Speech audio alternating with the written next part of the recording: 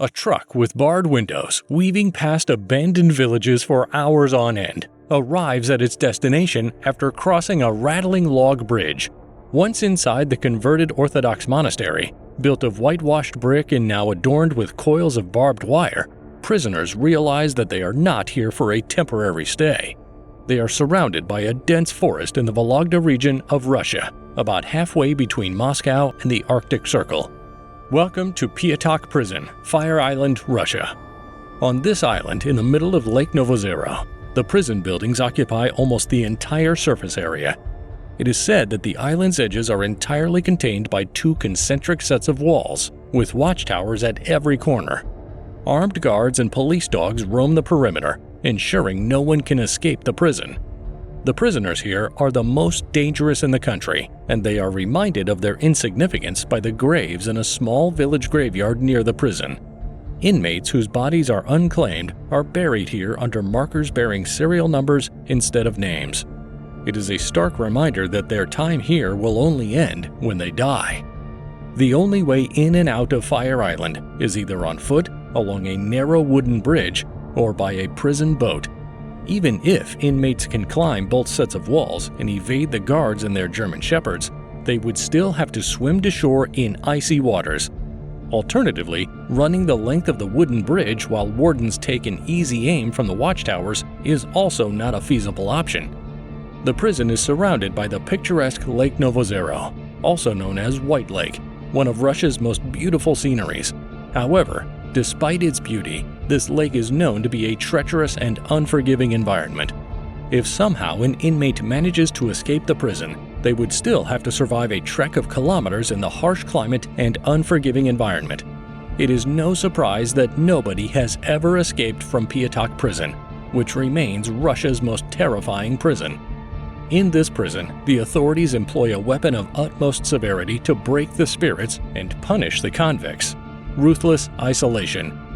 Upon arrival, each prisoner is allocated a small cell with a fellow inmate, with hardly any diversions, let alone luxuries like television or books. The bed is folded during the daytime, and the inmates can stand or perch on a narrow wooden plank scarcely inches wide for 22 hours a day. The punishment for any infraction is even harsher isolation for half a day. The offender is locked away for at least 15 days in a tiny pitch-black cell, with only a metal bucket for company. The metal doors on the cells have information about the prisoner etched onto them, detailing the crimes they committed and personal information. All the furniture is secured to the floor to prevent it from being used for prison uprisings.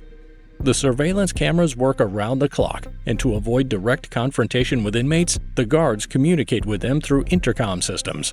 Life inside the prison is considered a more severe punishment than the death penalty, since the inmates face the enormity of their crimes every hour of every day until they perish inside the prison. Every day, the inmates meet with a psychiatrist who makes them repent for their sins in unique ways. Here, after 25 years of good behavior, passing a physical and mental examination, and being examined by doctors, the prisoners can apply for parole. Even those who have committed the most heinous crimes can still harbor the faintest hope of escaping prison. However, these remain but theoretical possibilities, and the walls of this prison have never failed to hold its captives. Throughout its history, Pyatak Prison has earned a reputation as a place where time stands still. In fact, not a single inmate has ever been released early, no matter the circumstances. Some prisoners have been locked up for over 3 decades and have not been granted parole. It is a place where the walls of the cells seem to grow thicker and taller each day, and where freedom is nothing more than a distant memory. Levanov, a felon sentenced to 4 years in prison after he committed his first sexual assault at the young age of 17, is one of the many convicts who have called Pyatak Prison their home. After his release, he went on to commit a heinous crime: the rape and brutal murder of a 21-year-old girl in his garage. A psychiatric evaluation conducted by a doctor confirmed that Levanov was in a normal mental state when he committed the crime. As a result, he was sentenced to 23 years in prison. However, Levanov argued that he was in a psychotic state at the time of the crime and should not be held responsible for his actions. After refiling the case, Levinov successfully upgraded his sentence to a life sentence, adding to the long list of convicts who would never be released. Even more cruel is the fact that if a prisoner dies in Piatak prison, their ashes are not allowed to be taken home by their families. There are only two ways out of Piatak prison: by the bridge or by boat. However, there is another way out, with their feet first inside a body bag. When a prisoner dies, if their body is unclaimed by relatives, it is taken to a small village graveyard near the island. Bodies are buried with a little ceremony under markers bearing serial numbers instead of names, all in the presence of just one or two of the guards. No prisoners are allowed to attend the burials. Piatak prison is a small facility, but it does have a factory where inmates with good behavior can go to work. The factory mainly produces life jackets and work clothes for a private company in Moscow. Inmates are paid minimal, up to $100 a month, but for prisoners who are not serving life sentences, the most attractive thing about working in the factory is that they can earn remission points. This gives them hope for a possible early release, a hope that is all but extinguished by the harsh reality of prison life. The prison officials feel that these prisoners should never be released. They believe that the remorse and obedience the prisoners show in prison are only a means to an end, a way to earn their freedom as soon as possible. Inside the prison walls, life for the inmates is highly regulated, down to the smallest details. To maintain order and hygiene, each prisoner is given a strict time limit for showering. They are allowed to shower only once a week and can only do so in groups of 4. Despite the lack of monitoring in the showers, privacy is scarce, making it one of the few places where inmates have little to no personal space. Due to the prison's isolated location and the logistical challenges of transporting food, inmates are served 3 meals daily: simple soup and bread. To cut operational costs, the prison has assigned cooking duties to some prisoners with minor offenses. Since many inmates believe they will never be released, they often act recklessly with little concern for the consequences. Some even attempt to take their chances at freedom by hijacking guards or other inmates. To prevent disturbances during mealtimes, prisoners eat alone in their cells. They may be allowed some time outside to relax if they exhibit good behavior. However, even this privilege is strictly regulated.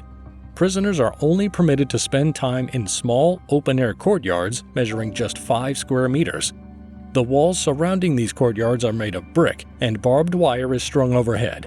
Inmates are permitted only an hour and a half outside each day, which can feel like pacing in a cramped cage. Nonetheless, this is the highlight of their day for many prisoners. Their only opportunity to breathe fresh air and gaze up at the sky. During the first decade of their sentence, prisoners are allowed only 2 visits per year, each lasting no longer than 2 hours. After 10 years, they are theoretically eligible for a 3-day visit with their loved ones. The prison provides a few rooms for family visits, complete with a kitchen and separate bathroom. However, the criteria for being granted this privilege are stringent, and only inmates who demonstrate consistently good behavior can be selected. Though the opportunity for family visits may seem humane, it is not surprising that many inmates have lost all contact with their families by the time a decade has passed. Russia, being the world's largest country, has a significant number of prisons scattered throughout its vast territory. Unfortunately, most convicts' families live so far away that it takes them several days of travel to reach the prison, just for a few hours of visitation. Upon arriving at Piatak prison, inmates are forced to face a grim reality. They will live in solitude, with no one to talk to, for the entirety of their sentence. This chronic sense of loneliness and emptiness can be overwhelming, leading to distorted and irritable personalities. The desolation of life in Piatak is akin to a fate worse than death, leaving the inmates desperate to escape. Yet the only viable way out of this living nightmare is death, as Piatak stands out as not only the gloomiest and most impenetrable prison in Russia, but possibly the entire world. According to Chief Guard Vasily Smirnov, it's necessary to understand one thing. The difference between this prison and others is that in other places, prisoners see the light at the end of the tunnel. Here, it's all darkness. When the punishment becomes worse than the crime, is it any wonder that death seems like the better option? Let us know what you think in the comments below. Also, remember to hit like and subscribe with the notifications bell turned on so you can check out our future videos. Until next time.